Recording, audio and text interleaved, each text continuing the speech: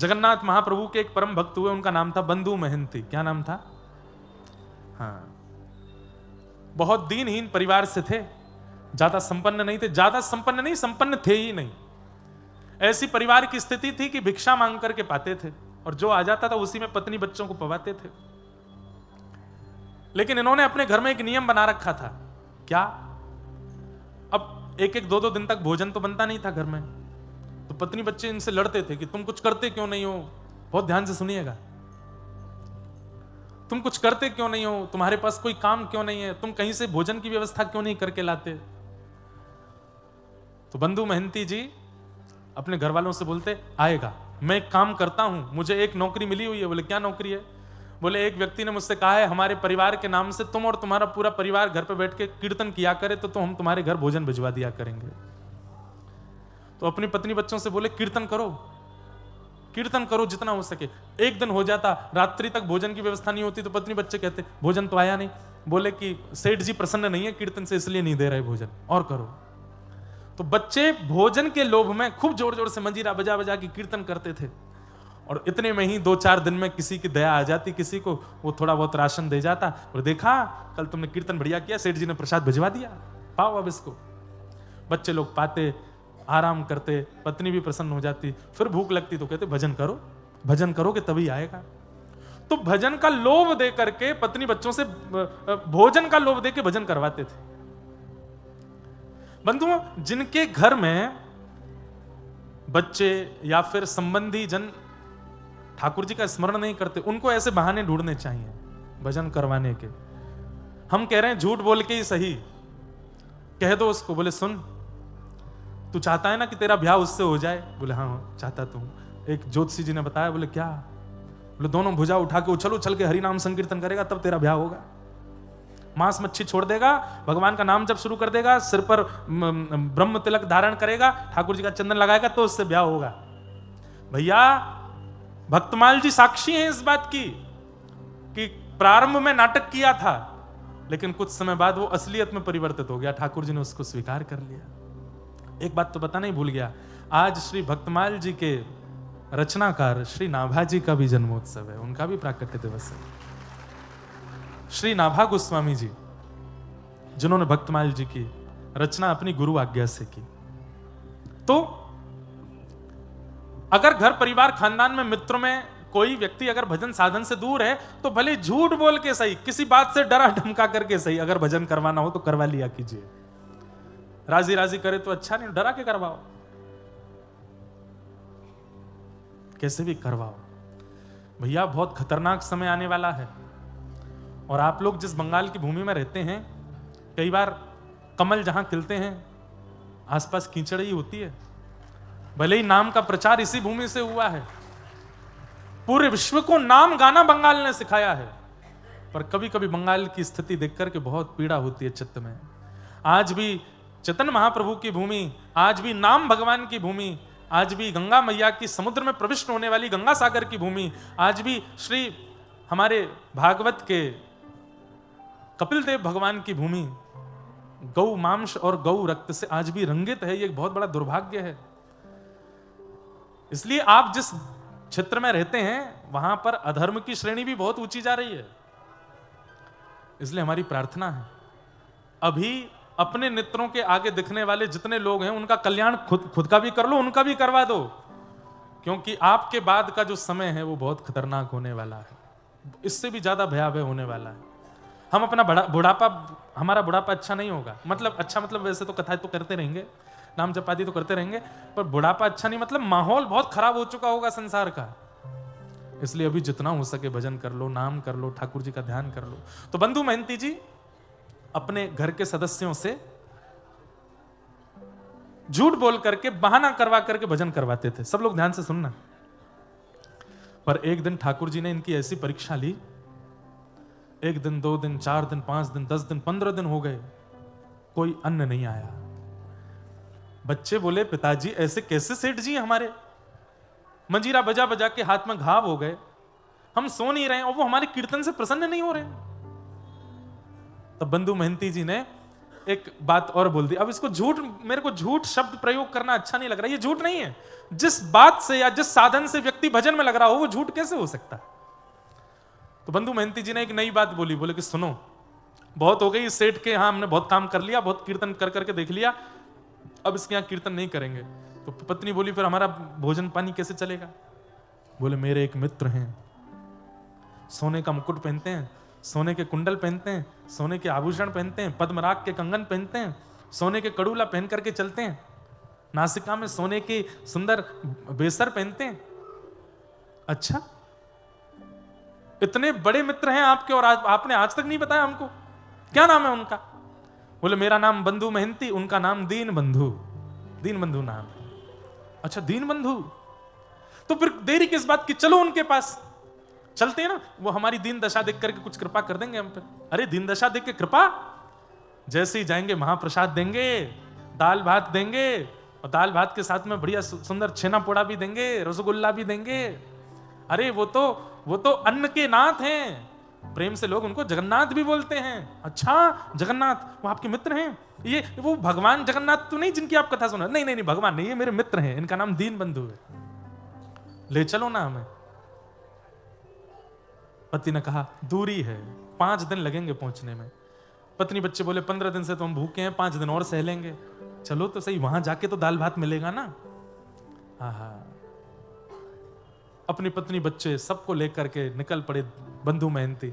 और बस अब पत्नी बच्चे तो प्रतीक्षा कर रहे हैं कि कब हम पहुंचे उनके दीन बंधु जी के पास और वो हमको प्रसाद पवाएं। और यहां बंधु महंती जी के मन में बार बार आ रही है, ठाकुर जी दीनानाथ बस कृपा कर देना, कैसे भी करके महाप्रसाद पवा देना। मैंने झूठ पे झूठ बोले हैं पत्नी से कीर्तन करवाने के लिए, अब आपके धाम लाने के लिए भी झूठ बोला है कि आप मेरे मित्र हो, बस मेरी लाज रखना।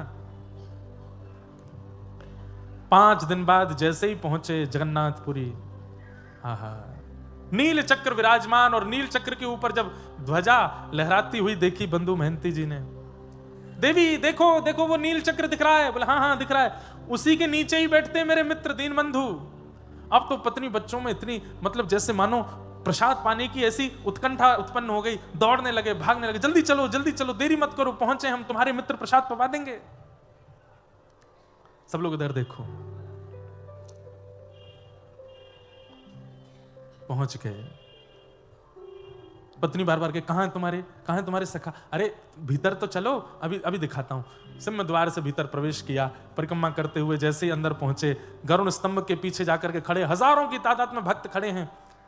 पत्नी बोलने लगी कहां तुम्हारे मित्र? अरे देखो, मुझे देखते ही भुजा पसार करके खड़े हैं, गले मिलने के लिए देखो कैसे बुला रहे हैं, हाथ फैला करके कह रहे हैं जल्दी आओ जल्दी आओ। बीच में सुभद्रा जी वो तुमको बुला रही हैं, और बलभद्र जी बच्चों को बुला रहे, देखो सब भुजा पसार करके बुला रहे हैं, लेकिन भीड़ इतनी ज्यादा है, इतने लोग खड़े हैं सामने, कैसे जाएंगे हम उनके पास?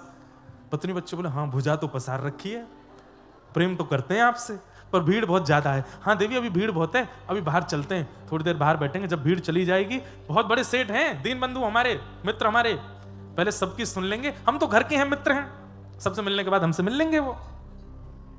पत्नी मान गई, हाँ हाँ ठीक है ठीक है। अब यहां तो भीड़ ही खत्म नहीं हो, चलते चलते चलते बच्चे बेचारे थक गए, चल के आए इतनी दूर से, भूखे प्यासे सो गए, बच्चों के सोते ही मां भी सो गई।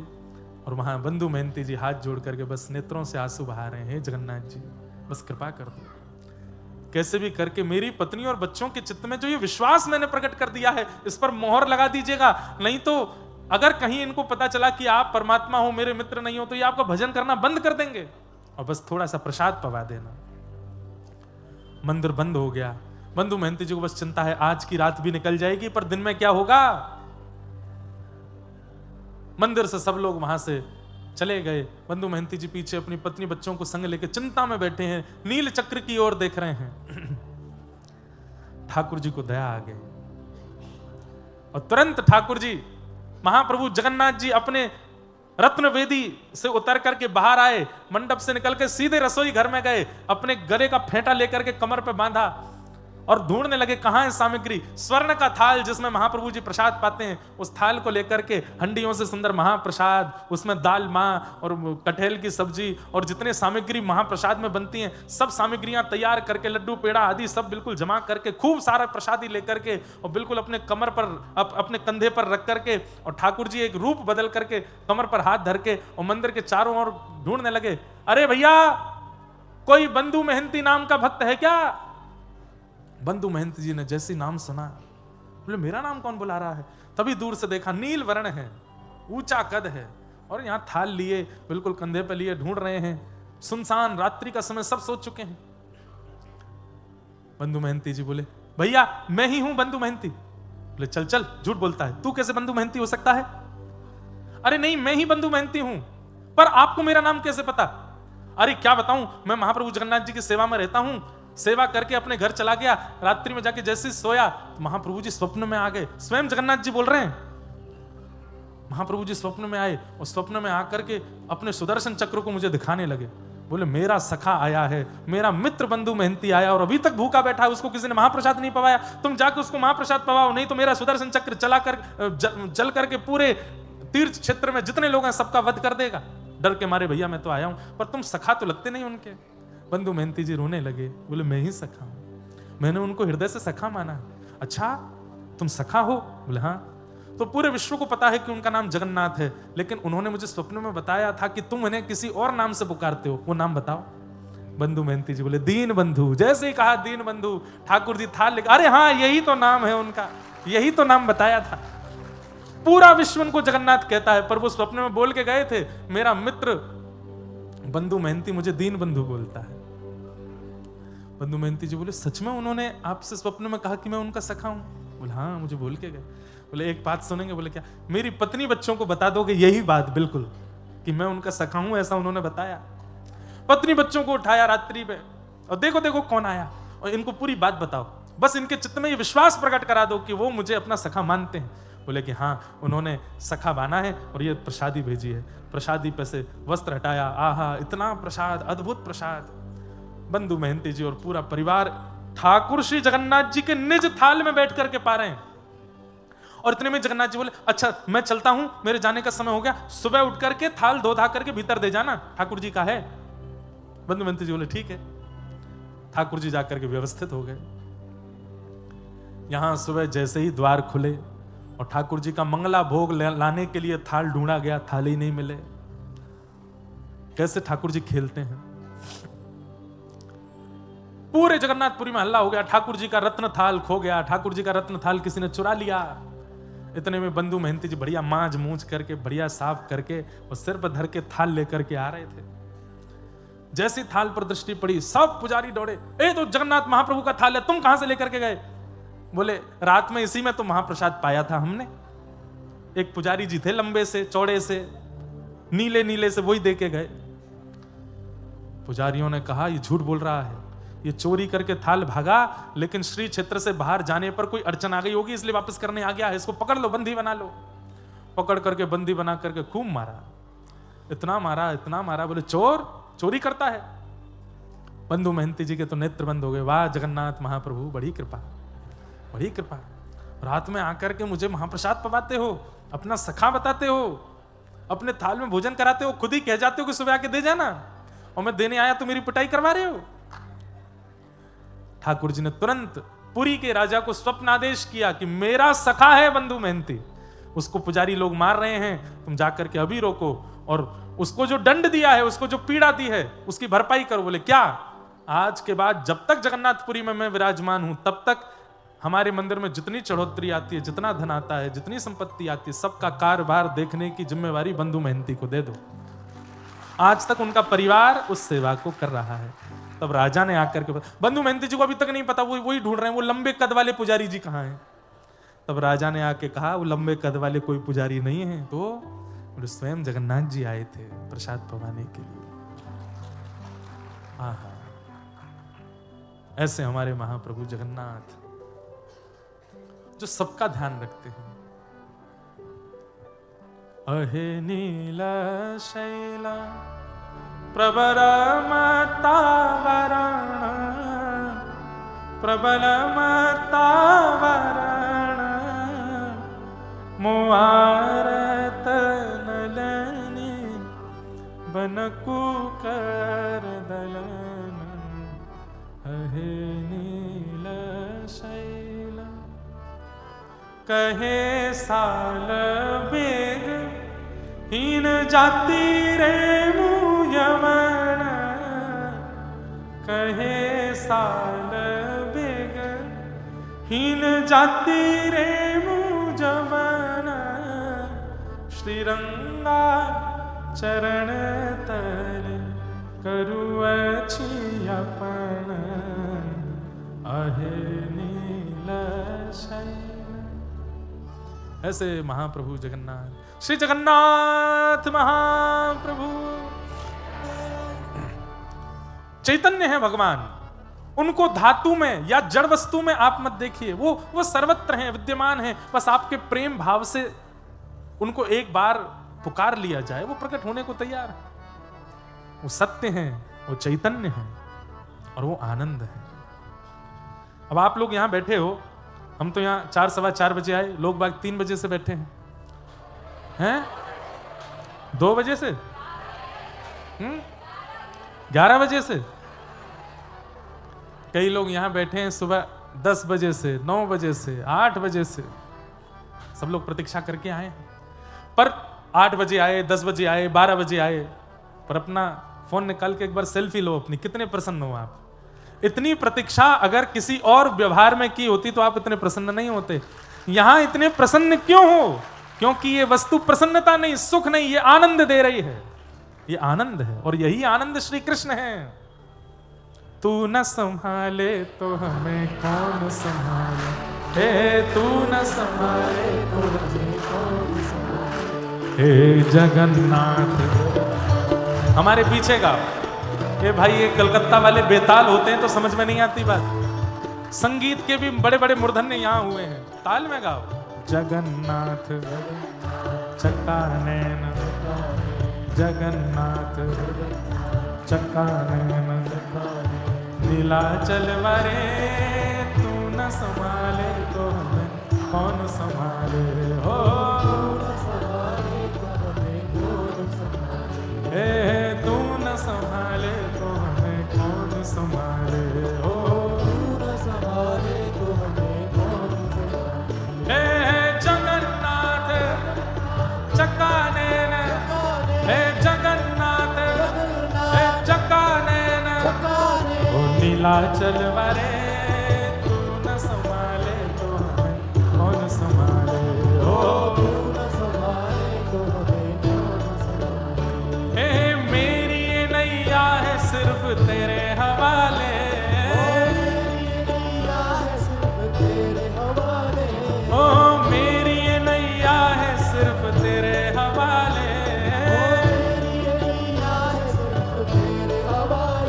हमें तू न संभाले तो हमें कौन संभाले, तू न संभाले तो हमें कौन संभाले, हाँ तू न संभाले तो हमें कौन संभाले, हो तू न संभाले तो हमें कौन संभाले, हे जगन्नाथ हे जगन्नाथ हे चक्का नैन, हाँ चक्का नैन, हे जगन्नाथ चक्का नैन, हे चक्का नैन, नीलाचल वारे तू न संभाले तो हमें कौन संभाले, हे तू न संभाले। श्री जगन्नाथ महाप्रभु की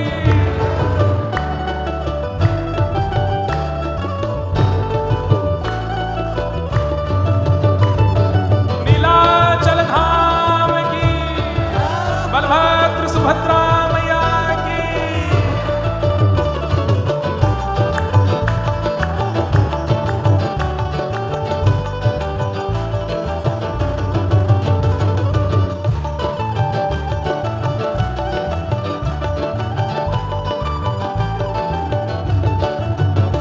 भैया आजकल छोटे छोटे बच्चे, बड़े बूढ़े, मध्य के सब ये गाना गा रहे हैं पूरे भारत में। हमें मन में एक भाव आता है, लोग बाग कभी कभी बंबई वाले लोगों से बहुत इन्फ्लुएंस होते। बंबई वाले लोग समझ रहे हो, बड़े बड़े एक्टरों से, बड़े बड़े फिल्म सितारों से, और उनसे इन्फ्लुएंस होकर उनकी तरह बाल रखेंगे, उनकी तरह खुले हुए कपड़े, फटी हुई जीन्स पहनते हैं। अरे उन लोगों से इन्फ्लुएंस होने से अच्छा जगन्नाथ जी से इन्फ्लुएंस हो रहे हैं। आज भारत के बच्चे बच्चे जगन्नाथ बन रहे हैं। श्री जगन्नाथ जी का रूप अरे कम से कम इतनी देर जब बोलते हैं और जब मुद्रा बनाते हैं उतनी देर के लिए चित्त में महाप्रभु प्रकट हो जाते हैं। जगन्नाथ जगन्नाथ चक्का नैन हे चक्का नैन नीलाचल वरे तू न संभाले तो मैं कौन संभाले तू न संभाले। हमारे पूज्य श्री राधा कृष्ण महाराज जी नानी बाई को मायरो ठाकुर जी की मधुर मधुर कथा कहकर के जिन्होंने हमें भी उत्सव करना सिखाया, वो गाते हैं जगन्नाथ स्वामी मेरे नैनों के तारे, जगन्नाथ हे जगन्नाथ स्वामी मेरे नैनों के तारे, हमें तू न संभाले तो हमें कौन संभाले हो, तू न संभाले तो हमें कौन संभाले हो।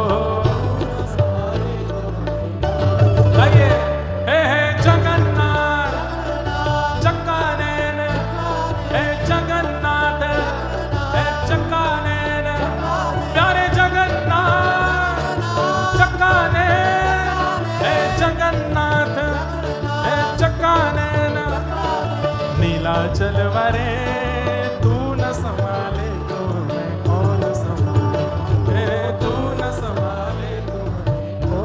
और ये पंक्ति तो पूरे यहाँ से पूरी ज्यादा दूर नहीं, एक रात का रास्ता है? कम से कम इतने बेग से बोलो कि आधे रास्ता तक तो आवाज जावे, बाकी महाप्रभु जी के कान बड़े हैं, सुन लेंगे। तुम्हें छोड़ जाऊं अब मैं किसके दुआरे, तुम्हें छोड़ तुम्हें छोड़ जाऊं अब मैं किसके दुआरे,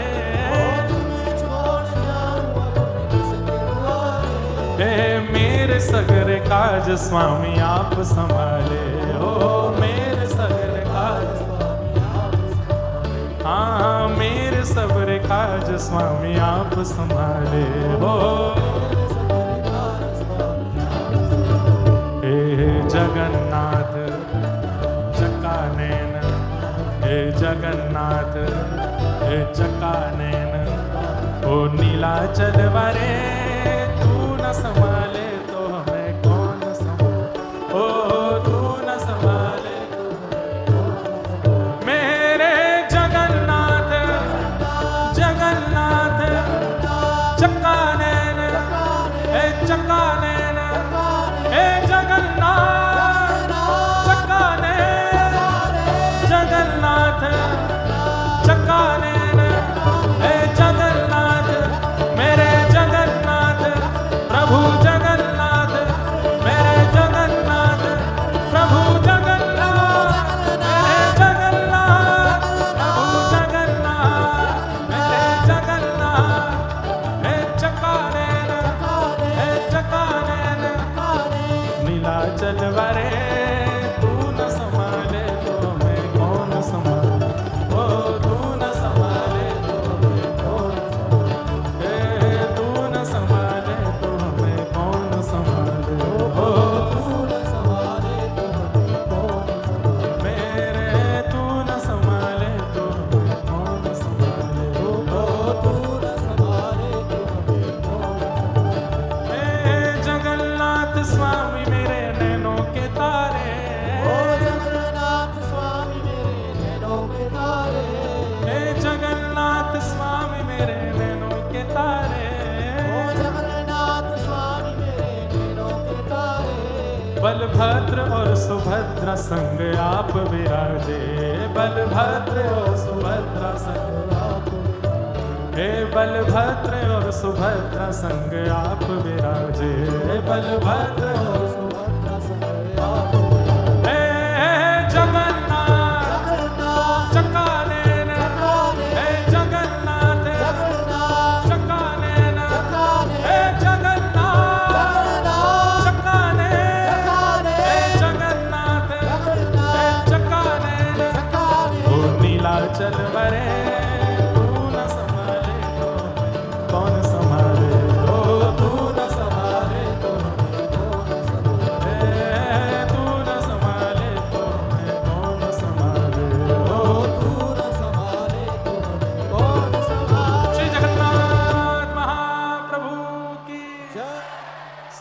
बैठ जाओ।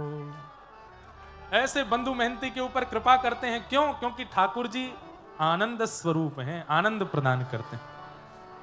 सच्चिदानंद रूपाय विश्वोत्पत्त्यादि हेतवे, विश्व की उत्पत्ति, पालन और संहार के जो हेतु हैं, तापत्रय विनाशाय, 3 प्रकार के तापों का जो विनाश करते हैं, ऐसे श्री कृष्णाय वयं नमः, ऐसे श्री कृष्ण को हम बारंबार प्रणाम करते हैं।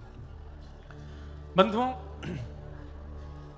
अज्ञानध्वांत विध्वंस कोटि सूर्य समप्रभ, सूताख्या हि कथासारं मम कर्ण रसायनम्, चिंतामणिर्लोक सुखम सुरुद्रुः स्वर्ग संपदम्, प्रयच्छति गुरु प्रीतो वैकुंठम योगी दुर्लभम। थोड़ी देर बिल्कुल शांति से बैठ के कथा सुनो, उसके बाद कथा को विश्राम की ओर ले चलेंगे, महात्मा का प्रसंग पूरा करें। महात्मा में एक बहुत सुंदर बात बताई है, बहुत बिल्कुल ध्यान से सुनेंगे सब लोग। प्रयच्छति गुरु प्रीतो वैकुंठम योगी दुर्लभम। एक बात सदैव याद रखिएगा, ठाकुर जी की प्रसन्नता महत्वपूर्ण है, धाम की प्रसन्नता महत्वपूर्ण है, नाम की प्रसन्नता। आप नाम करते हैं तो ठाकुर जी का नाम भी प्रसन्न होता है, जब धाम जाते हैं तो धाम प्रसन्न होता है, ठाकुर जी की सेवा करते हैं, प्रसाद पवाते हैं, ठाकुर जी प्रसन्न होते हैं। पर इन सबसे भी अधिक श्रेष्ठ है ठाकुर जी की राह दिखाने वाले गुरु आपसे प्रसन्न हो जाए, गुरु की प्रसन्नता। बुरा नहीं मानिएगा, गुरु यदि प्रसन्न नहीं है तो ठाकुर जी कैसे प्रसन्न होंगे?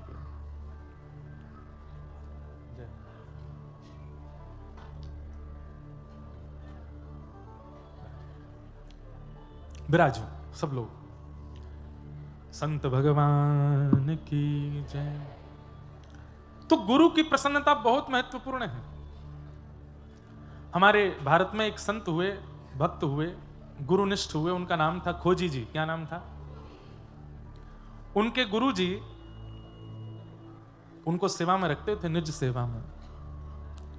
तो एक दिन शंका निवृत्त होने के बाद हाथ धुला रहे थे शिष्य खोजी जी अपने गुरु जी के, तो हाथ धोते धोते शिष्य गुरु जी हंस गए। तो खोजी जी ने पूछा, गुरुदेव आप इतनी जोर से हंसे, आपकी हंसी का कारण?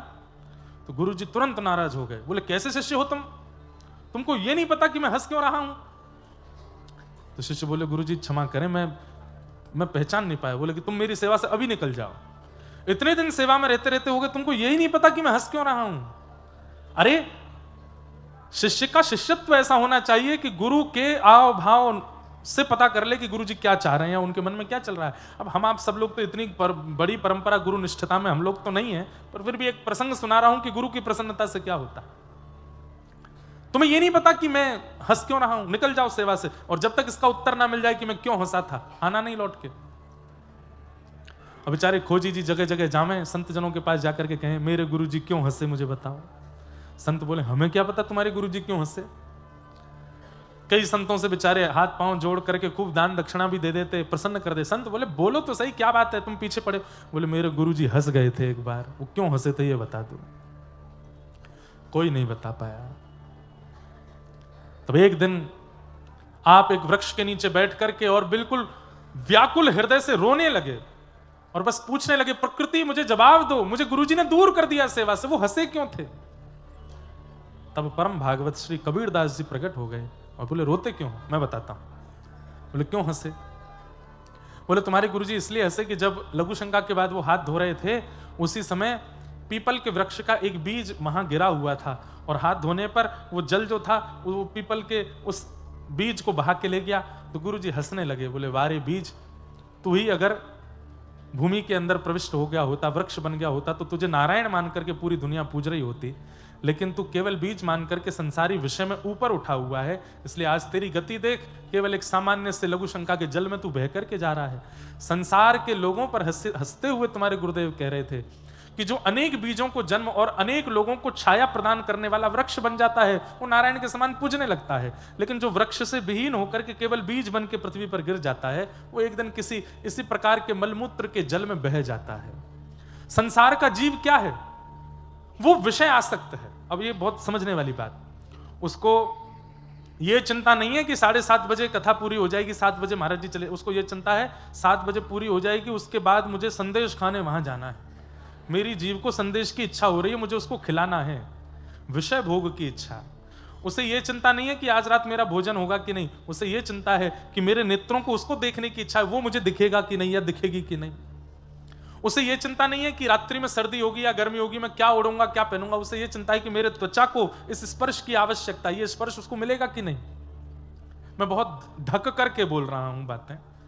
विषय भोग की आश में पूरी दुनिया दौड़ रही है। जो स्थिर होकर के एक वृक्ष बनकर के खड़ा हो जाता है, जैसे साधु स्वामी विवेकानंद, वो वृक्ष हैं, क्योंकि आज तक उनकी छाया में कितने लोग आनंदित हो रहे हैं, आज तक उनके द्वारा प्रकट किए गए फलों को कितने लोग चाख रहे हैं, वो वृक्ष हैं। हम आप सब वृक्ष नहीं, हम बीज हैं। वृक्ष बनने की सामर्थ्य हम में है, पर विषय भोग में हमारी इतनी इच्छा है कि हम संसार के विषय भोग रूपी उस जल में बहते जा रहे हैं। कबीरदास जी ने प्रकट हुआ, इसलिए तुम्हारे गुरु जी हंस रहे थे। खोजी जी बोले, इतनी गहरी सोच मेरे गुरु जी की। वो सामान्य हाथ धोते हुए बीज बह गया तो इस पर इतना गहरा चिंतन कर लिया। तुरंत जाकर के गुरुजी से उन्होंने कहा, गुरुजी आप इतने साल पहले इस बात पर इसलिए हंसे थे। गुरुजी ने कहा, मेरा शिष्य हृदय से लगा लिया। बोले, अब तुझे परमात्मा से मिलने से कोई नहीं रोक सकता। क्यों? क्योंकि मैं तुझसे रीझ गया। भले ही मुझे परमात्मा नहीं मिले, पर मेरी प्रसन्नता से तुझे परमात्मा जरूर मिलेंगे। ये गुरु में सामर्थ्य है बंधुओं। गुरु यदि प्रसन्न है, आचार्य यदि प्रसन्न है, साधु यदि प्रसन्न है, और एक बात कह दूं, हरि कथा सुनने वाले, हरि चिंतन करने वाले, हरि सेवा करने वाले वैष्णव आपसे यदि प्रसन्न हैं, तो ठाकुर जी आपसे अति प्रसन्न हो जाएंगे। वो यदि आपसे प्रसन्न है तो आप में योग्यता नहीं ठाकुर जी को प्रसन्न करने की। अब यहां इतनी संख्या में लोग आए, इतनी संख्या में वैष्णव अगर मुझसे प्रसन्न हो गए, मेरे कथा सुनाने के भाव से आनंदित हो गए, तो आप सबकी प्रसन्नता जगन्नाथ जी को प्रसन्न कर देगी। जगन्नाथ जी को, लाला बहुत बढ़िया, तू ऐसे ही सबन को प्रसन्न करे कर। आपकी प्रसन्नता ठाकुर जी की प्रसन्नता से ज्यादा आवश्यक है मेरे लिए, और आप लोगों के लिए गुरु की प्रसन्नता। हम भले ही यहां से नीचे आपके गुरु नहीं है, पर जितनी देर यहां बैठे उतनी देर आपके गुरु हैं, और उतनी देर आपको वो विचार करना चाहिए कि ये प्रसन्न रहें। कथा में सोए ना, कथा में हल्ला ना करें, कथा में कुछ पिए ना, कुछ खाएं ना, किसी को परेशान ना करें, शांति बना करके रखें, ताकि ये प्रसन्न होकर के कथा सुनाएं। तो ऐसी कथा सुना देंगे कि 7 दिन में हमको भले ठाकुर जी का अनुभव नहीं हो, आपको हो जाएगा। हम प्रसन्न हो गए तो, और हम नहीं, व्यास मंच पर सुशोभित होने वाला, व्यास गद्दी पर बैठने वाला कोई भी वक्ता यदि गुरु रूप में अगर आपने उससे मान के उसको प्रसन्न कर दे, उसकी प्रसन्नता दक्षिणा से नहीं है। और दक्षिणा से प्रसन्न होने वाले अगर कोई गुरु जी हो तो वो हम नहीं है।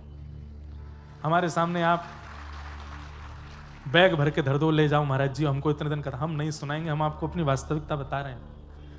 जब से लोग बाग बहुत ज्यादा आने लगे कथा में, तब से लोग ये प्रलोभ भी हमको देने लगे हैं, इतना ये ऐसे ये वाला सुना दो, ऐसा कर दो, यहाँ एक दिन के लिए आ जाओ, इतना दे देंगे। प्रसन्नता हमारी केवल इसमें है कि आप प्रसन्न होकर के, भावना में युक्त होकर के, भक्ति भाव से युक्त होकर के बस झूम करके कथा सुनो और भगवत अनुभव कर लो। आज के 8वें दिन की मैं गारंटी नहीं लेता उस दिन आपको अनुभव होगा कि नहीं, पर इन 7 दिन में अनुभव हो जाएगा। ये भागवत जी के मंच की हम गारंटी ले सकते हैं कि इसकी गारंटी है कि 7 दिन में आपको अनुभव हो जाएगा।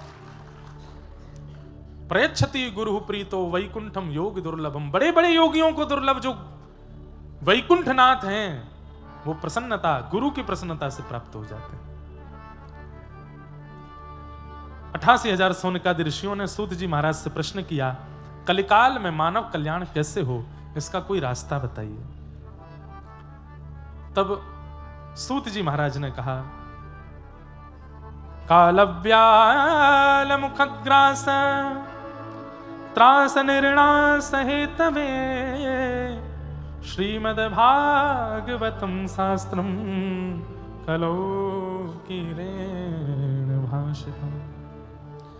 इस कलिकाल में व्यक्ति समय रूपी व्याल के मुंह में बैठा है। व्याल कहते हैं सर्प को, समय व्याल है, सर्प है, और उसके मुख में हम आप सब लोग ग्रास बने बैठे हैं। जैसे मुख बंद करेगा हम सबकी मृत्यु निश्चित है, कभी भी हो सकती है। लेकिन मृत्यु हो उससे पहले पहले क्या करें? बोले श्रीमद् भागवतम शास्त्रम कलौ कीरेण भाषितम। यदि भागवत जी का आश्रय लेकर के और भागवत में बताए हुए मार्ग पर वो व्यक्ति कलिकाल में चलने लग जाए, तो एक काल रूपी व्याल भी उसका कुछ नहीं बिगाड़ पाएगा। भागवत जी ही एकमात्र ऐसा साधन है जिसके मार्ग पर चल के जहां बताई गई बातों को अनुकरण करके, अनुमोदन करके यदि आप अपना जीवन जीने लग जाओ तो इस कलिकाल में भी भगवत प्राप्ति संभव है। आपको हजारों प्रकल्प बताए जाएं, प्रयास बताए जाएं ठाकुर जी की प्राप्ति के, लेकिन वो श्रीमद् भागवत से अलग हैं, रामचरितमानस से अलग हैं, वाल्मीकि रामायण से अलग हैं, हमारे धर्म शास्त्रों से अलग हैं, तो उनके माध्यम से भगवत प्राप्ति निश्चित नहीं है। पर भागवत जी में बताई गई मार्ग, अच्छा इसके पीछे भी एक कारण है, बहुत ध्यान से सुनिएगा। श्रीमद् भागवत के एकादश स्कंद में भगवान कहते हैं, ये वही भगवतः प्रोक्तः उपाया आत्मलब्धये। व्यास मंच पर बैठकर के व्यास जी भागवत जी के जो मार्ग बता रहे हैं मेरे भक्तों को मेरी प्राप्ति के लिए, उस पर जब आप चलने लगते हो तो ठाकुर जी की जिम्मेवारी बन जाती है कि वो आपको मिले। क्यों? क्योंकि ये मार्ग ठाकुर जी ने बनाया है, इस मार्ग का निर्माण ठाकुर जी ने किया है। ठाकुर जी वहां स्पष्ट कहते हैं, अंजह पुंसाम विदुषाम वृद्धिम भागवतान हितान। यदि मेरे बताए गए मार्ग पर व्यक्ति चलने लगे, आंख बंद करके भी चलने लगे, तो उसे मेरी प्राप्ति निश्चित होगी। तब किसी ने कहा, यदि आपके बताए गए मार्ग पर चलते चलते कोई गिर गया तो? बोले जब गिरेगा तो गिर करके भी, जब गिरेगा तो उसे उठाने के लिए भी मैं ही जाऊंगा, क्योंकि वो मेरे मार्ग पर चल रहा है। समझ में आई बात की? ऐसे ही पड़पड़ ताली बजा दी है। जैसे आप लोग एक्सप्रेस वे पे जाते हैं तो एक्सप्रेस वे पे जगह जगह टोल नंबर लिखे रहते हैं, टोल फ्री नंबर, और वहां बार बार आपसे कहा जाता है कि भैया पहली बात तो 100 से ऊपर गाड़ी मत चलाना, और बाई चांस चलाओ भी और कहीं दुर्घटनाग्रस्त हो जाओ तो ये नंबर सेव रखना, इस पर तुरंत कॉल करना, तो इमरजेंसी कार आकर के आपको तुरंत सहायता करके लेके जाएगी। ये उनकी जिम्मेवारी है। वो पहले आपको सावधान करेंगे कि इस मार्ग में इन बातों का सावधान, इन बातों की सावधानी। देखो बाहर से मैं भी डिस्टर्ब हो रहा हूं, पर मैं कथा कह रहा हूं ना, आप लोग भी सुनो, मत देखो बार बार, बहुत बढ़िया चल रहा है, मन चलने दो। एक्सप्रेसवे वालों की जिम्मेवारी है कि वहां आई हुई प्रत्येक गाड़ी सही सलामत वहां से नीचे उतरे, अपने गंतव्य पर पहुंचे। बीच में अगर वो दुर्घटनाग्रस्त होती है तो एक्सप्रेसवे के कार्यकर्ता और वहां की गाड़ियों की जिम्मेवारी बनती है कि आपको सही सलामत निकाल करके हॉस्पिटल आदि वो जो भी है लेके जाएं। हम कह रहे हैं दुर्घटना ना भी हो, पंचर हो जाए, तो भी एक्सप्रेसवे वाले ही आते हैं हवा भरने के लिए, आपकी गाड़ी टो करने के लिए।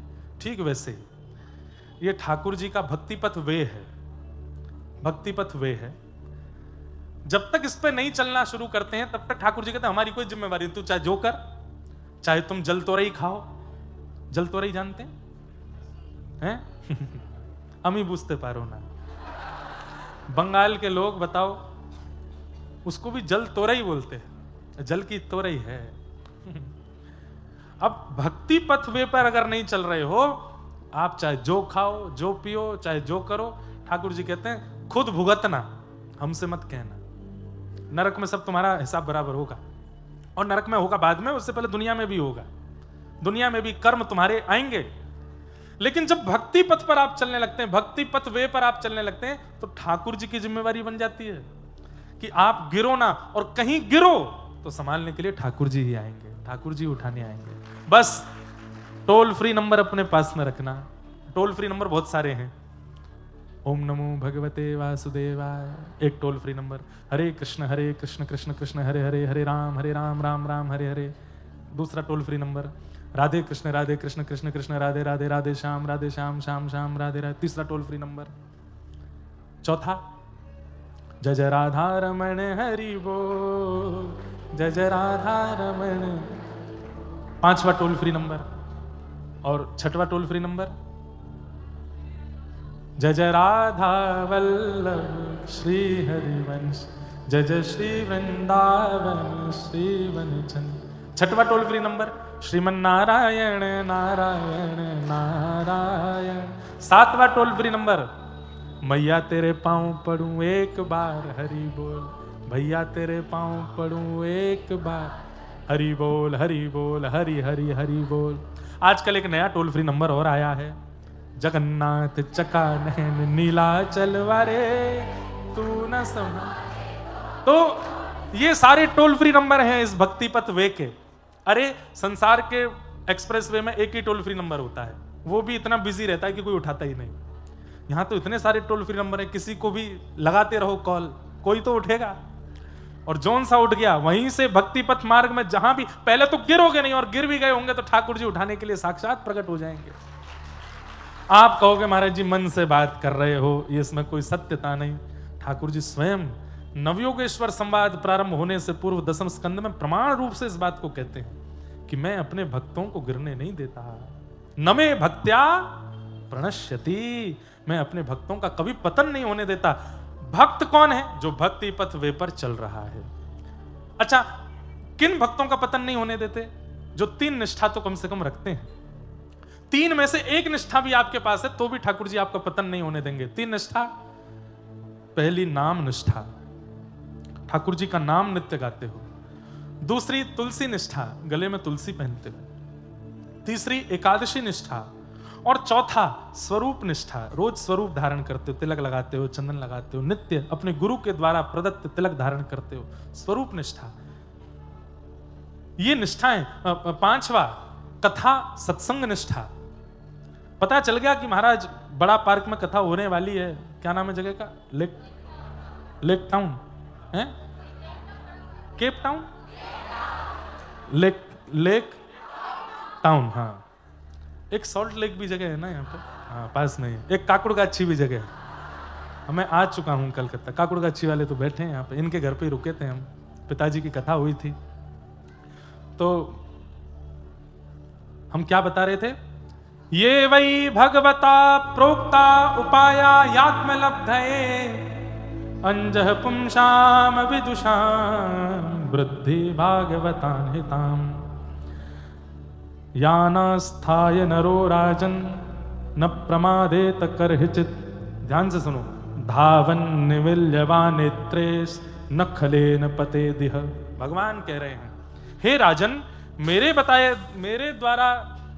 मेरे द्वारा बताए गए इस भागवत मार्ग को जो व्यक्ति स्वीकार करके इस पर चलता है, और कैसे चलता है? प्रमाद किए बिना। प्रमाद किसको कहते हैं? आलस को। बिना आलस्य किए बिना जब इस मार्ग पर व्यक्ति चलना प्रारंभ करता है, तब भगवान कहते हैं धावन निमिल्यवा नेत्रे नस खलेन पते दिह। उसका फिर कभी खलन नहीं होता, वो कभी गिरता नहीं, और कभी गिर भी जाए तो मैं उठाने के लिए आता हूं, मैं उसको बचाने के लिए आता हूं, क्योंकि मेरे मार्ग पर गिरा है। तो भैया, आपने तिलक लगा लिया, आपने कंठी पहन ली, आपने गुरु नाम ले लिया, आप कथा सुनने लगे, आप ठाकुर जी को समर्पित हो गए, तो फिर ठाकुर जी की जिम्मेवारी है कि आप गिरो ना। लेकिन इसका मतलब यह नहीं है कि जानबूझ करके गिरने वाले ही काम करो, कि ठाकुर जी की जिम्मेवारी बन गई, अब तो हम गिरेंगे, अब तो आके वो संभालेंगे हमको। जानबूझ करके अगर गिरने का प्रयास करोगे तो ठाकुर जी और जोर से गिरेंगे। ले और गिर, जानबूझ के गिर रहा है। अब भाई, जब कह रखा है कि स्पीड लिमिट 120 है, तुम जानबूझ के वहां पर 170-80 पहुंचा रहे हो, तो फिर ठाकुर जी कहेंगे अब ये इतनी अनीति करोगे तो फिर क्या होगा।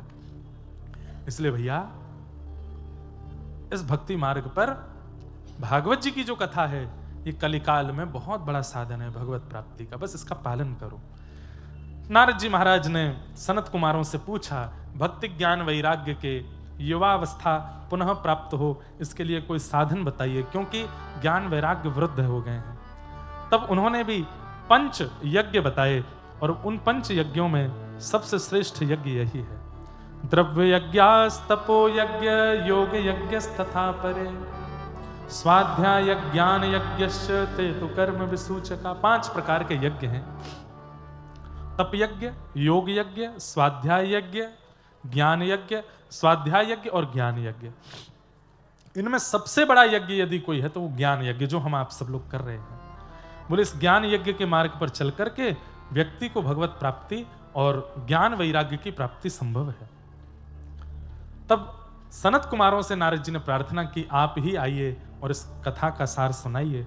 तब आनंद नाम के वन में सनक सनंदन सनत कुमार वक्ता बनकर के आए, और सब देवी देवता आपकी तरह श्रोता बनकर के आए, और तभी वहां भक्ति महारानी का आगमन हुआ।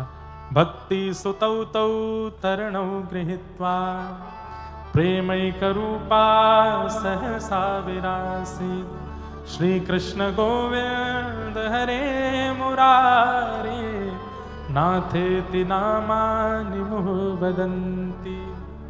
श्री कृष्ण गोविंद हरे मुरारे, हे नाथ नारायण वासुदेव, यही कीर्तन करते हुए भक्ति महारानी वहां प्रकट हो गई। उसके पुत्र ज्ञान और वैराग्य भी युवा हो गए। बंधुओं देखो, भक्ति हम सबके चित्त में है, भक्ति हम सबके चित्त में है, पर ज्ञान और वैराग्य कहीं ना कहीं इनका अभाव है।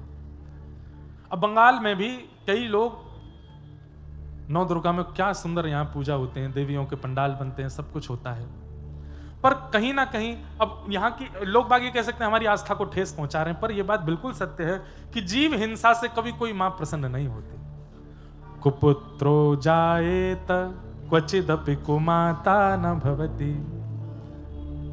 हम कुपुत्र हो सकते हैं पर मां कभी कुमाता नहीं होती। मां को कभी कभी किसी जीव की हिंसा या किसी जीव का बलिदान प्रिय नहीं है, नहीं है, नहीं है। वो मां है। अरे किसी देव को सामने भी अगर आप करते हो तो भी एक बार को, वैसे तो स्वीकार वहां भी नहीं है, पर एक बार को ये मान लिया जाएगा चलो ये तो पुरुष बुद्धि है, इतने ज्यादा निर्मल और इतनी ज्यादा ममता से भरे नहीं होंगे। पर मां, अभी मैं कुछ दिन पहले बड़ोदरा में कथा कर रहा था तो वहां एक गुजराती काव्य मुझे सुनाया गया, मुझे वो पूरा याद नहीं है, पर उस काव्य में ये बात थी कि ब्रह्मांड में हजारों अक्षर हैं। आज ही के दिन अक्षरों का प्रादुर्भाव हुआ वसंत पंचमी के दिन, लेकिन इन हजारों अक्षरों में यदि मां शब्द हटा दिया जाए तो बाकी के अक्षरों की कोई वैल्यू नहीं रह जाती। अगर मां शब्द हटा दिया जाए तो कोई अक्षर इतना बलवान और इतना करुणा से भरा हुआ नहीं है जितना शब्द केवल मां। कितनी करुणा भरी है इस शब्द में, इस अक्षर में। शब्द भी नहीं है, अक्षर है मां। और उस मां अक्षर में यदि हम आप सब लोग इस प्रकार की दुर्भावना या जो भी कहो ऐसा करते हैं, मां को प्रसन्नता नहीं होती होगी। तो भक्ति तो है कि आप मां के सामने जा रहे हो, पंडाल बनवा रहे हो, 9 दिन तक व्रत कर रहे हो, पर ज्ञान और वैराग्य कहीं ना कहीं सूक्ष्म है, इसलिए हिंसा का रूप ले लेते हैं अंत में आते आते। उन ज्ञान और वैराग्य को पुष्ट यदि कोई करता है तो वो श्रीमद् भागवत की कथा करती है। ज्ञान और वैराग्य इतने पुष्ट तो होने चाहिए कि भक्ति की आड़ में हम कहीं कोई अनर्थ ना कर रहे हो, हम कहीं अधर्म ना कर रहे हो। तो ज्ञान और वैराग्य भक्ति से पुष्ट हुए, जैसे ही कथा में आए पुष्ट हो गए। तीनों की पुष्टता देख करके नारद जी प्रसन्न हो गए। नारद जी ने पूछा, महाराज इस कथा को सुनने से कौन कौन से जीव पवित्र होते हैं? बोले सब पवित्र होते हैं। तो बोले क्या माता पिता के साथ द्रोह करने वाले बालक भी कथा सुनने से पवित्र होते हैं?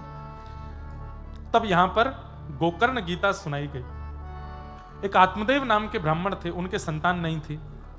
आत्महत्या करने के लिए जाने लगे तो एक संत ने समझाया, बोले कि संतान नहीं है तो अच्छी बात है, ठाकुर जी की कृपा से पति पत्नी हो, दोनों भजन करो, ठाकुर जी ने तुमको और कोई जिम्मेवारी नहीं दी। बंधुओं, हमें ऐसा लगता है कि हम धनवान हो गए, ठाकुर जी हम पे बड़े प्रसन्न हैं, हमारा घर बन गया, ठाकुर जी हम पे बड़े प्रसन्न हैं, 10 गाड़ियां आ गई, ठाकुर जी हम पे बड़े प्रसन्न हैं, हमारे बच्चों के बच्चों फुलवारी बढ़ती जा रही है, ठाकुर जी हमसे नहीं। ठाकुर जी ने इतनी जिम्मेवारी दे दी, इतना व्यस्त कर दिया संसार में कि भजन ही नहीं कर पा रहे हो, इतनी चिंताएं दे दी हैं, ले इतना तो पे भार डाल दूंगा तो को लगेगा कि मैं प्रसन्न हूं, लेकिन मैं तो को इतने घेरा में घेर दूंगा कि तुम को याद ही नहीं कर पाएगा। और यही होता है, अति संपन्नता, अति धनवंता, अति संसार में जो मांगा मिल गया, ऐसे लोग भजन नहीं कर पाते। क्यों? अवकाश नहीं है। अवकाश तो तब होगा जब सामान कम होगा। इतना सामान लेकर के जीवन की राह पर चलोगे तो फिर अवकाश कैसे मिले? इसलिए जोरी तोरो दक्षु ने क्यों माया से, तो वे एकला चलो रे, एकला चलो, एकला चलो, एकला चलो, एकला चलो, जोरी तोरो दक्षु ने क्यों माया से, तो वे एकला चलो। देखो पूरी दुनिया को ज्ञान आप ही लोग दे रहे हो, लेकिन कोई भी एकलो नहीं चल रहा है। एक सूत्र बता रहे हैं, सुन लीजिए ध्यान से। सफर कभी भी करो तो कम से कम 4 लोग जाओ। सफर हमेशा अकेले नहीं करना चाहिए, कम से कम 4 लोग होने चाहिए। आजकल यूथ में एक ट्रेंड चला है, अकेले घूमने जाते हैं। मुझे लगता है ये बहुत डिप्रेसिव होता होगा, है क्या? हाँ, सोलो ट्रिप। मुझे लगता है क्या आनंद आता होगा उसमें। बोले हम बहुत खाक डिस्कवर करते हो आप, कुछ नहीं होता उसमें। नए नए लोगों को साथी बनाते हैं, उनसे बात करते हैं, बैठते हैं, पता नहीं, मुझे नहीं लगता कि इसमें कुछ डिस्कवर होता होगा। सफर पर हमेशा 4 लोग जाओ। भोजन में हमेशा 3 लोग बैठो। जब भी कहीं भोजन करने जाओ कम से कम 3 लोग जाओ। एक व्यक्ति प्रश्न आए बाद क्या बढ़िया है, दूसरा नाक मुंह ने ये वाला बढ़िया नहीं है, ये मंगाओ, और तीसरे के सीताराम, वो तो जो मजा मंगाते जाओ, खाने से मतलब है उसको। अच्छा है बुरा है भला है तुम तो देते जाओ, मंगाते, ऑर्डर पे ऑर्डर करते जाओ, अपने को खाने से मतलब। ये मना कर रहा है ये हाँ कर रहा है, दोनों की लड़ाई में मेरे को तो पेट भरना है। 3 लोग जाओ भोजन में, सफर पे 4 लोग, भोजन में 3 लोग, और अध्ययन में 2 लोग, पढ़ाई में 2 लोग रहने चाहिए। दोनों एक दूसरे से कंपटीशन रखें थोड़ा, ये चल यहां तक याद कर फिर मैं तुझसे सुनूंगा, बोले तू मुझसे सुन फिर मैं भी तुझसे सुनूंगा, तू वहां तक याद कर। दोनों में एक कंपटीशन हो, पढ़ाई में 2 लोग, और भजन में एकला चलो रे, भजन में अकेले, भजन में एकांत। अब बुआ जी का बेटा तू भी बैठ, नाम जप करेंगे, ए चाचा जी तुम भी आओ यहाँ बैठो, मामा का लाला तू भी आ जा, तो भजन नहीं होगा, फिर उपद्रव होगा वहां पर, ऊधम मचाओगे फिर। फिर इशारेबाजी चली, तेरी कितनी माला हो गई, तू क्या कर रहा है, नहीं। और मैं कहता हूं भले ही कथा में भी परिवार के सहित आए हो, लेकिन कथा प्रारंभ होते ही भूल जाओ कौन संग आया, अपने लिए सुनो कथा, मुझे परिवर्तित होना है इससे, मुझे सीख के जाना है, एकला चलो रे। तो जितना कम सामान उतना सफर आसान। ठाकुर जी ने अगर संसार की हर व्यवस्था आपको दी है, तो अगर आप दूसरी नजरिए से देखोगे तो ठाकुर जी ने भजन के लिए अवकाश ही नहीं छोड़ा आपके लिए।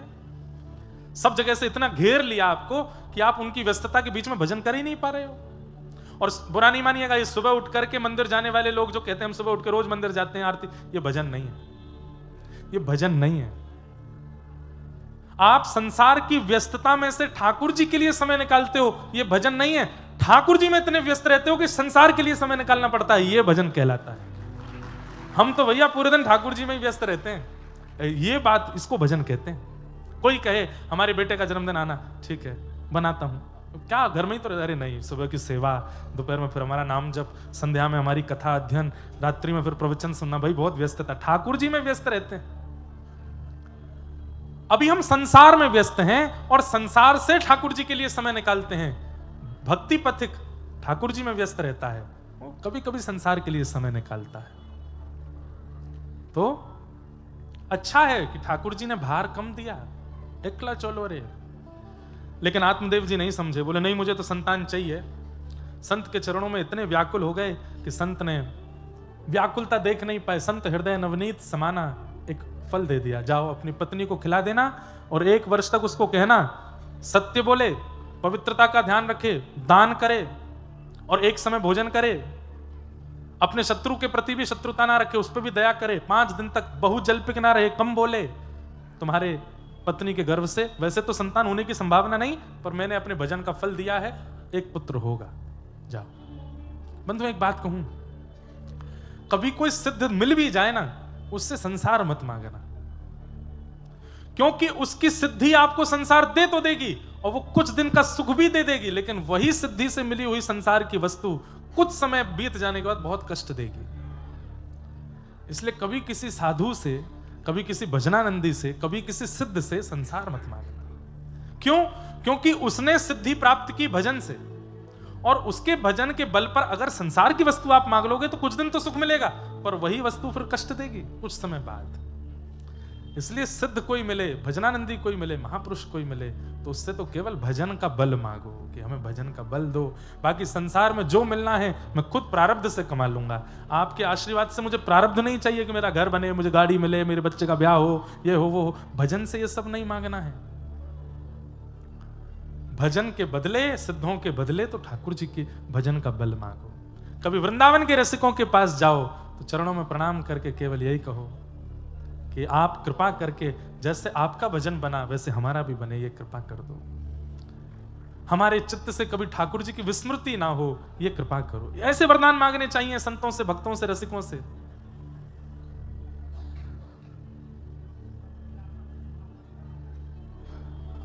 तो क्या बता रहा था मैं? हाँ, सिद्धों से, साधुओं से, महात्माओं से, भजनानंदियों से, भक्तों से कभी संसार मत मांगना, नहीं तो पछताओगे बाद में। कुछ समय का सुख तो मिलेगा, बाद में वो कष्टदायी होगा। धुंधुली को जाकर के आत्मदेव जी ने फल दे दिया, बोले संत ने दिया है, 1 वर्ष के ये नियम है, इनका पालन करो, हमारे यहाँ पुत्र होगा। वो तो धुंधुली, उसने मन में सोचा फल खा, किसी महात्मा ने फल दे दिया, बोले खा लो, इससे संतान होगी। ऐसे ही बोलते हैं महात्मा। हमारे घर की गैया बांझ है, उसके भी बछड़ा बच्चियां नहीं हुई, यदि फल में सामर्थ्य है तो उसके हो जाए। और फल गैया को खिला दिया और स्वयं ने जाके पति को बोलते मैंने फल खा लिया, अब देखो आप तो बहुत व्यस्त रहते हो, अब मेरी सेवा करनी पड़ेगी, मैं गर्व से हो जाऊंगी, मैं मायके चली जाती हूँ, हाँ साल भर बाद आऊंगी। पति बोले ठीक है। साल भर के लिए मायके चली गई। वहां पता चला कि इसकी एक सहेली गर्भवती है, उसको बहुत धन दे दिया। बोले तेरे 9 संतान हो चुकी, अब जो हो वो मुझे दे देना। साल भर बाद अपनी सहेली के संतान को लाकर के पति को दिखाया, देखो मैंने पुत्र को जन्म दिया। आत्मदेव बड़े प्रसन्न हो गए।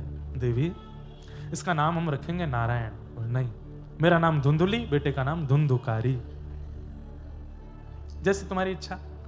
और तभी गौशाला में गैया ने भी एक बालक को जन्म दिया और उसका नाम रखा गया गोकर्ण। आत्मदेव इतने प्रसन्न हैं, कहां ठाकुर जी ने एक भी संतान नहीं दी, और आज गैया के भी जो लाला हुआ वो भी मानवों जैसा हुआ, संत कृपा से हुआ, संत आज्ञा से हुआ। धीरे धीरे दोनों बालक बड़े हुए, धुंधुकारी दुष्ट हुआ, गोकर्ण पंडित ज्ञानी बने। बंधु एक बात बताएं, बालकों की परवरिश कौन सी अवस्था में होती है? जिस दिन से बालक गर्भ में आता है उस दिन से लेकर के और प्राप्ति तु 16 वर्षे, 16 वर्ष 9 महीने तक बालक की परवरिश होती है। और उसमें भी सबसे ज्यादा 16 वर्ष तो बाद की बात है, 9 महीना जब मातृगर्भ में बालक होता है उस समय मां का चिंतन, उस समय मां का ध्यान, उस समय मां जो खाती है, जो पीती है, जो बोलती है, जो सुनती है, उसका प्रभाव बालक पर बहुत पड़ता है। हम तो कहते हैं कथा में कि अगर 9 महीने माताएं बिल्कुल तपस्विनी जैसा जीवन और एक साधक जैसा जीवन जी ले जब गर्भ में बालक हो, तो 16 वर्ष उसके ऊपर प्रयास करने की आवश्यकता नहीं पड़ेगी। 9 महीने में ही उस बालक का निर्माण हो जाएगा। वो जन्म लेने के बाद अपने आप ही इतना श्रेष्ठ हो जाएगा, इतना योग्य हो जाएगा कि उस पर ज्यादा ध्यान देने की जरूरत नहीं। बस ये 9 महीना माताएं थोड़ा ध्यान रखें जब गर्भ में बालक हो। उस समय बिल्कुल क्रोध ना करें, उस समय कुछ भी अनर्गल ना खावें। कम से कम 9 महीने के लिए जीभ पर इतना वशीकरण कर लें कि ठाकुर जी को बिना निवेदित की गई कोई वस्तु स्वीकार ना करें, प्रसाद ही पावें, प्रसाद ही देखें, प्रसाद ही सुने, सब कुछ भगवत संबंधी स्वीकार करें, बालक पर कृपा होती है। आत्मदेव बड़े दुखी हो गए अपने पुत्र धुंधुकारी से। मां ने तो कुएं में कूद के प्राण त्याग दिए। आत्मदेव जी वन को चले गए। तब वन में जाकर के गोकर्ण महाराज ने इनको ज्ञानोपदेश किया। देह स्थिमां सदुदरे विमतिं त्यजत्वं, देह स्थिमां सरुधिरेऽभिमतिं त्यजत्वं, जायासुतादिषु सदा ममतां विमुञ्च, पश्यानिशं जगदिदं क्षणभङ्गुनिष्ठं, वैराग्यरागरसिको भवभक्तिनिष्ठः, धर्मं भजस्व सततं त्यज लोकधर्मान्, सेवस्य साधु पुरुषां जहि कामतृष्णाम्, अन्यस्य दोषगुणचिन्तनमाशु मुक्त्वा, सेवा कथा रसमहो नितरां पिबत्वम्। पिताजी को ज्ञानोपदेश किया और ज्ञानोपदेश के पश्चात आत्मदेव जी महाराज श्रीमद् भागवत जी का आश्रय लेकर के भगवत धाम प्रस्थान कर गए। धुंधुकारी जिसने माता पिता को इतना कष्ट दिया, उसकी मृत्यु हुई। वैश्याओं ने मुख में जलते हुए अंगार डाल दिए। मृत्यु के बाद वही प्रेत बना। बंधुओं, पाप और महापाप 2 श्रेणी होती हैं। कल अवसर मिलेगा तो मैं महापाप 10 महापाप हैं उन पर चर्चा करेंगे। और इन 10 महापापों को जो व्यक्ति जीवन में करता है उसको प्रेत योनि में जाना ही पड़ता है। नरक से भी ज्यादा कष्टदायी यदि कुछ है तो वो महापाप की प्रेत योनि है। तो जीवन में अगर हमने पाप किया तो हमको नरक जाना पड़ेगा, पर नरक में जाने वाले व्यक्ति का पुनर्जन्म हो जाता है। पर महापाप करने वाले को तो 2000 वर्ष के लिए प्रेत बनना पड़ता है। और उन महापापों में एक मातृपितृ द्रोह भी है, इसलिए मातृपितृ द्रोह नहीं करना है। कल उस पर हम विशेष चर्चा करेंगे। धुंधुकारी प्रेत बन गए, गया श्राद्ध के बाद भी अपने प्रेत योनि से मुक्त नहीं हो पाए। तब श्रीमद् भागवत जी की कथा हुई और श्रीमद् भागवत की कथा होते ही, सप्ताह कथा होते ही, श्री गोकर्ण जी महाराज के मुख से कथा श्रवण करते ही प्रेत योनि से मुक्त होकर के भगवत धाम को प्रस्थान कर गए। बोलो भागवत महापुराण की जय।